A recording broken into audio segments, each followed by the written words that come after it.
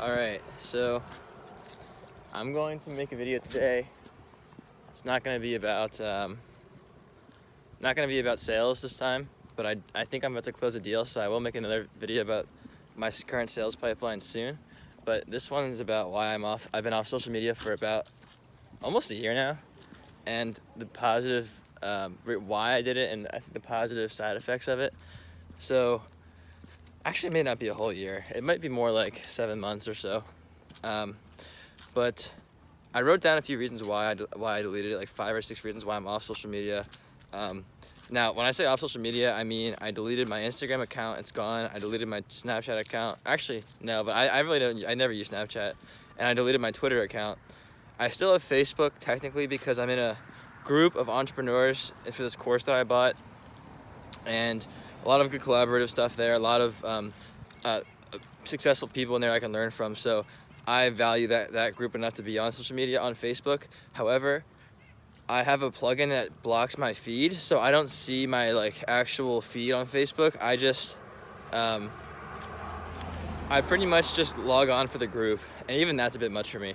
But yeah, no Instagram, no Snapchat, no Twitter, very little Facebook, only for a group. I'm on LinkedIn because I'm in B2B sales, and I find a lot of value on LinkedIn just with prospecting, so that's a very helpful tool. But yeah, that's it. I mean, I'm off it, and I want to talk about why I'm off social media. It's kind of been a long time coming. This is a lot from my own experience, and I think what I've seen other people do as well. So I made a list on my phone, but I can't look at it really when I'm recording, so I'm just gonna go off the top of my head. Number one, I think social media is a big time waster. It's really designed to keep you on the platform for as long as possible, because when these companies like Facebook, they make money from ad revenue. So the more ads you see, the more money they make, which means if you're on the platform for a longer amount of time, they make more money. This is true of any social media platform. It could be TikTok, it could be YouTube, whatever. So they have people there that it's all about dopamine and how your brain works, but they have people who work at Facebook, these social media companies, who know how to get you addicted, and they purposefully show you things that you are most likely to engage with, and because it gives other people dopamine. So if you post something on Facebook that's something stupid about the president or whatever, you think you have something great to share with the world. It's probably dumb, but let's say you think it's great, you post it. Facebook's going to go out and find the people who are most likely to engage with you, whether they are angry at you or they support you, whatever. Anytime you get a like or a comment or anything, any kind of engagement, it gives you a hit of dopamine, and so it makes you want to keep going. And that's why timelines switch from chronological order as far as what you see in your feed to just random. It's not random. It's actually based on what you're going to engage with, what's going to get your attention. So it's designed to keep you on the platform for a very long time. It's a big time waster. If you go on your screen time and check out how many hours a day you spend on Instagram, it's probably a lot. It just sucks you in. It really does nothing for you, especially when you check it first thing in the morning, last thing before you go to bed. Now, worse than the time though, I would say, and by the way, you can just calculate your hourly rate. What is your hourly rate? Multiply that by your hours that you spend on it, and that's how much money you're wasting. Not to mention the fact that your hourly rate's probably a lot higher if you actually apply yourself and grow a business or something. Now, the next point is going to be about, the next point is going to be about why Instagram is bad for your mental health, and social media is bad for your mental health. So everything on social media is pretty much fake and just complete BS. And everyone's just trying to impress each other, even though they're actually not happy, deep down, most of them. And it's pretty toxic. If you think about it, when people post on social media, when you post something on social media, and I did this too, everyone does it, I'm guilty of it too. When I was traveling, I did this all the time. People only take pictures or videos or whatever of the top 1% of their life.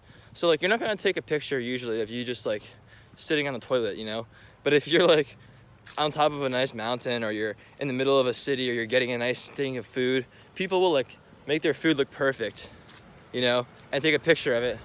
There's a truck going by, so this might get kind of loud. One sec. I don't know. I'm gonna wait for this to go by.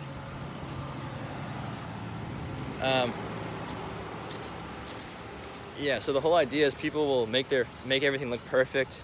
They'll make their They'll make their food look perfect. They'll take a perfect picture, whatever. You're only taking a picture of the 1% of your best 1% of your time that you're spending, right? And then when you go to post that picture, you're choosing the best picture out of those. So you're posting like 0.00001% of your life. That's so good, and everything else you don't post. The whole point is you want to get more likes. It goes back to the dopamine thing. The more likes you get, the better you feel. And even if you go, oh, I don't care about likes, deep down you still do. Like it's not even a conscious thing, which is a problem, and I'm gonna get to that in a second. But so if everyone's posting their best, like they want to look perfect on Instagram, best angle, best lighting, especially girls, filters, editing, everyone's posting their best possible pictures that are not real. They want to put this image out for the world that's not actually real. And so then when other people look at those pictures, it makes them feel kind of upset, because let's say you're sitting at home and you see somebody else having a party on the beach and you're like, oh man, I wish I was doing that, right? And you're feeling kind of like you have FOMO, fear of missing out. You feel like lonely, you don't, or maybe especially with girls, like my sister probably has this problem. I think most girls of this generation probably feel like inadequate because of all these Instagram models who have like fake boobs and like a plastic face and everything, and all these edits that are posting themselves online. They wear all this makeup. It's terrible. Even guys too. I mean, guys have unrealistic standards too. Like all these ripped dudes on Instagram. It's very rare people are actually that ripped. It's just how it is. But people don't realize that. And even if you think, oh, I know it's not real, the problem is there's a second part of your brain that's like a lizard brain. And that part of your brain doesn't know what's going on, even if your conscious mind does. So even if you tell yourself that you don't care or that's not a big deal, it's still affecting you and you don't even realize it. It's just really bad. It's a bunch of bullshit, and it's not really healthy, I don't think, for people to be on that. So I'm kind of trying to think of my next point as to why I'm off social media. I talked about, let me think. Yeah, I mean, it's just really bad for your mental health when you're looking at that and it's fake all the time. People are always trying to impress each other. I remember when I was traveling, I used to post pictures of myself that made me like look like I was having a blast, and I went all over the world. I went to a bunch of different countries and different cities. I met a lot of cool people. I was growing a business. I ended up abandoning that business model, which maybe I'll make a video about. But I had a good time. But all that stuff was cheap pleasure. It wasn't actually, I didn't have to like if you think about going out to bars, going out to clubs, sleeping with random girls, that kind of stupid stuff, I've done it. And it makes you feel good in the moment, but it's actually really bad for you in the long term. And this is kind of a different tangent, a different video. So I'll say that for another video. But the whole point of this is, like, for example, when COVID first started, everyone's locked in their homes, freaking out, like, wearing sweatpants and not wearing any makeup and just at home all the time. And this girl posts a picture of her in like the Bahamas in a bathing suit, in a bikini, posing perfectly on a rock with the water behind her and the sun shining. It's like, can you give me a break? Like, for once, can you not post a picture of you in a perfect paradise land? Like, everything was going to shit. The whole world was going crazy. You were locked in your house and you're still posting a fake picture. Like, for once, can you just not, like, that's kind of what, that picture is what made me delete my Instagram. I was like, you know what, this is ridiculous. And I finally deleted it. But there's a squirrel over there. But basically the main thing is, I think Instagram's a big time waster. It's highly addictive. It hurts. It's bad for your mental health because you're always looking at unrealistic things that aren't actually true. And it's just, I feel like it's just toxic as a whole. And then the last thing I think is that Instagram is like a big attention, or just social media is all for attention. It's all about getting attention, especially for girls, I'd say, but guys too. The whole point of posting something on social media is for attention. So like, that's the only reason why you would do it. You wouldn't post something if like you would, I don't care what your argument is, you just wouldn't post something online unless it was for attention. I'm even doing like what I'm doing for attention. Like, to be honest with you, like, I'd say one reason why is because I want to look back at my thoughts and have like a video journal of what I've been going through. But at the same time, I also hope that other people are watching this. Maybe they'll start following what I'm up to, and down the road, if I ever want to do like sales consulting, or if I launch a software tool or whatever I'm up to, I'll have an audience that I can share it with, right? So it's just my motive. So everyone has that motive. And especially with girls.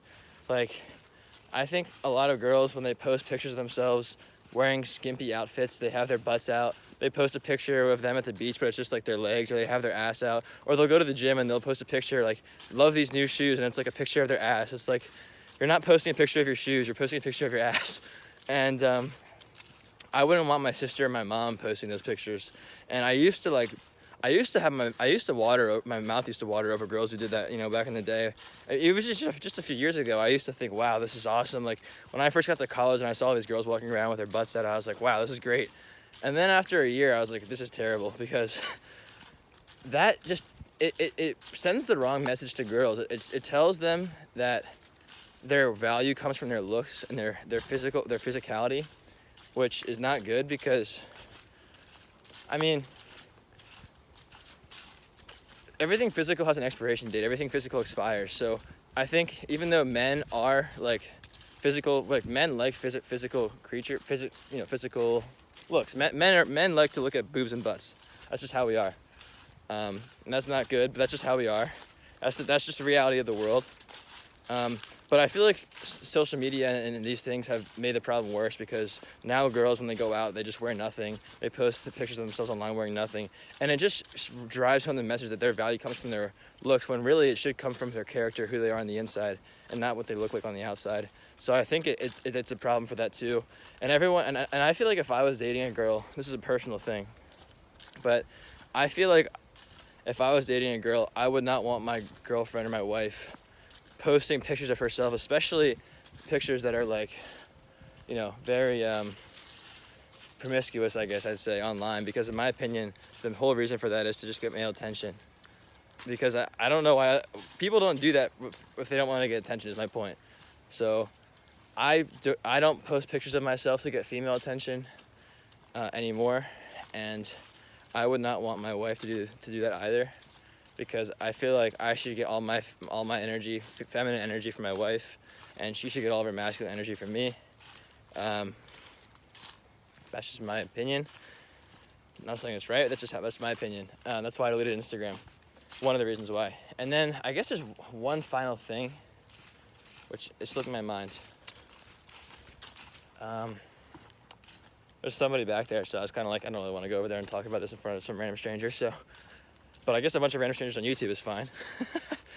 I think I was talking about getting attention, posting. Oh yeah, this is the final point about social media, why I'm off it. The last argument I hear is I want to keep in touch with my friends. I want to keep in touch with my family. You know, people can see what I'm up to. I like to see what they're up to. That's also a little bullshit, okay? Like, if you have 2 or 3 really close friends in life, you're lucky.